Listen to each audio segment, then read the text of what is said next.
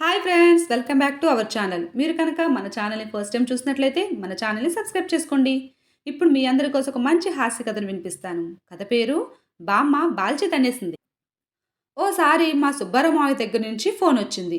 సుబ్బారావు స్వయాన మా అమ్మకి తమ్ముడే. మావయ్యకి ఒక కూతురు, ఒక కొడుకు. కూతురికి 22 ఏళ్ళు రాగానే పెళ్లి చేయాలని నిశ్చయించుకున్నాడు మా మావయ్య. అనుకున్నదే తడువుగా సంబంధాలు చూడడం మొదలుపెట్టారు. ఈ మధ్యన ఒక సంబంధం వచ్చింది. అబ్బాయి ట్రాన్స్పోర్ట్ కంపెనీలో అసిస్టెంట్ మేనేజర్ అంట. అబ్బాయి ఒడ్డు పొడుగు బాగున్నాడు, మంచి ఉద్యోగం, ఆస్తిపాస్తులు కూడా బాగున్నాయని అందరూ అనుకున్నారు. సరే, ఒకసారి అమ్మాయి అబ్బాయి చూసుకుని నచ్చితే మిగతా మాటలు మాట్లాడుకోవచ్చు అనుకున్నారు. 2 రోజుల్లో వస్తామని చెప్పారు అబ్బాయి వాళ్ళు. అందుకే ఆయనకి హడావిడిలో కాలు చేయి ఆడక అక్క పక్కనే ఉంటే ధైర్యంగా ఉంటుందని అమ్మని రమ్మన్నాడు మా మావయ్య. అదే ఆ ఫోన్ సారాంశం. మా వారు క్యాంప్లో ఉండడంతో నేను అమ్మ వాళ్ళ ఇంట్లో ఉన్నాను మా చిన్నుతో. మావయ్య మా అమ్మ కన్నా 2 ఏళ్ళు చిన్నవాడు, కానీ అక్క అంటే చిన్నప్పటి నుంచి ఎంతో ప్రేమ. అక్క మాట అంటే ఎంతో గౌరవం ఉన్నాయి. అందుకని ఇప్పటికీ మా అమ్మ ఏం చెప్పినా వింటాడు. అక్క ఉంటే ఆయనకి కొండంత ధైర్యం. ఆయన భార్య మా అత్తయ్య రమ కూడా ఆయన మీద ఉన్న గౌరవంతో ఆయన మాట జవదాటదు. అందుకని ఆవిడ కూడా వదిన గారి మాటకి ఎంతో విలువిస్తుంది. మావయ్యతో పాటే ఉంటుంది మా అమ్మమ్మ కూడా. అందుకని అడపాదడపా మా అమ్మ కూడా వెళ్ళి వాళ్ళకి అది ఇది అని చెప్పి వాళ్ళ అమ్మని చూసి వస్తూ ఉంటుంది. మావయ్య పెళ్లి చూపులకు రమ్మని చెప్పేసరికి అమ్మకి సంతోషం ఆగలేదు. నాకు ఇంట్లో పని ఉందని రాను అన్నాను. వెంటనే నా కొడుకు చిన్నుగాని తీసుకుని వెళ్ళింది. పెళ్లి చూపుల్లో అబ్బాయి నచ్చాడు. అబ్బాయి వాళ్ళకి అమ్మాయి నచ్చింది. మిగతా విషయాలు అన్నీ మాట్లాడుకున్నాక నిశ్చితార్థానికి ముహూర్తం పెట్టించుకుందాం అన్నారు. అమ్మ మర్నాడే బయలుదేరి వచ్చేసింది. నిశ్చితార్థానికి ముహూర్తాలు కూడా పెట్టించారు. ఇంకో 10 రోజుల్లో నిశ్చితార్థం అని తెలిసి ఆ పనుల్లో పడిపోయారు మా మావయ్య వాళ్ళు. 2 రోజుల ముందే అమ్మని రమ్మని గోల. సరే వస్తామని చెప్పింది మా అమ్మ. 2 రోజుల తర్వాత మళ్ళీ ఫోన్ వచ్చింది మా మావయ్య దగ్గర నుంచి. అబ్బాయి వాళ్ళకి అంతకన్నా మంచి సంబంధం ఏదో దొరికిందంట. మావయ్య వాళ్ళతో పెళ్లి క్యాన్సిల్ చేసుకున్నారు. అమ్మకి ఫోన్ చేసి చాలా బాధపడ్డాడు మా మావయ్య. అమ్మ ఊరుకోబెట్టింది, ఇది కాకపోతే ఇంకో మంచి సంబంధం వస్తుందని. ఇంకో వారం రోజులకి మా మావయ్య దగ్గర నుంచి మళ్ళీ ఫోన్ వచ్చింది.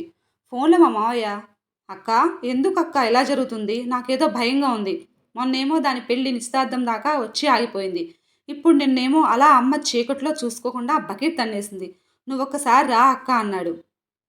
ఫోన్ ఎత్తిన చిన్నుగాడు వెంటనే ఫోన్ పెట్టేసి, అమ్మా బామ్మ బాల్చి తన్నేసిందంట, మీ మావయ్య అమ్మని రమ్మని అన్నాడు అని చెప్పేసి గబగబా బయటికి వెళ్ళిపోయాడు.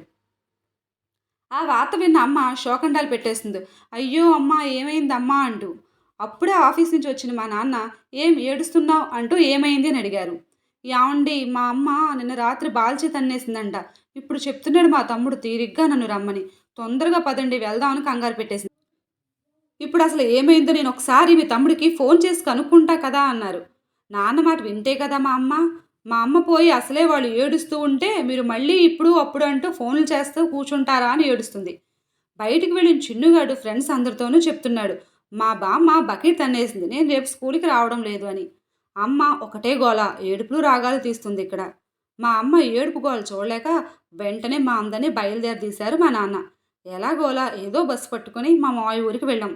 తెల్లారేసరికల్లా వాళ్ళ ఇంటికి వెళ్ళాం. లోపలికి వెళ్ళి చూస్తాం కదా, మా అమ్మమ్మ దర్జాగా సోఫాలో కూర్చొని టీవీ చూస్తుంది. కాలికి కట్టుకట్టి ఉంది. మా అమ్మ అమ్మ అంటూ ఏడుస్తూ లోపలికి పరుగు పరుగున వెళ్ళి వాళ్ళ అమ్మని చూసి, నువ్వు ఇంకా బాగున్నావు కదమ్మా, మరి తమ్ముడేంటి, నువ్వు బాల్చి తన్నేసావు అని చెప్పాడు. ఎందుకు అలా చెప్పావు అని మా మావయ్య ఇంకా గుర్రుగా చూసింది మా అమ్మ. మా మావయ్య, నేనేం చేశానక్క, అమ్మ రాత్రి చీకట్లో బకెట్ తన్నేసిందని చెప్పాను అంతే కదా అన్నాడు. అప్పుడు తెలిసింది చిన్నుగాడు ఏదో తెలిసి తెలియక అమ్మమ్మ బకెట్ తన్నేసిందని చెప్పాడని. ఒరే ఎంత కంగారు పెట్టేశావురా అంది మా అమ్మ. నువ్వు మాత్రం వాడికి ఏమైనా తీసిపోయావా, అంతకన్నా ఎక్కువ కంగారు పెట్టించావు నన్ను అందరినీ అంటూ ఉన్నారు మా నాన్న. ఓరి భడవా అలా చెప్పావా, నేను అప్పుడే పోతాను అనుకున్నావురా, నీ పెళ్ళి కూడా చూస్తాను, నేనే దగ్గరుండి మరీ నీ పెళ్లి చేస్తాను అన్నది మా అమ్మమ్మ. వాడికి ఇదేమీ తెలియక మొహం ముడుచుకుంటూ కూర్చున్నాడు చిన్నుగాడు.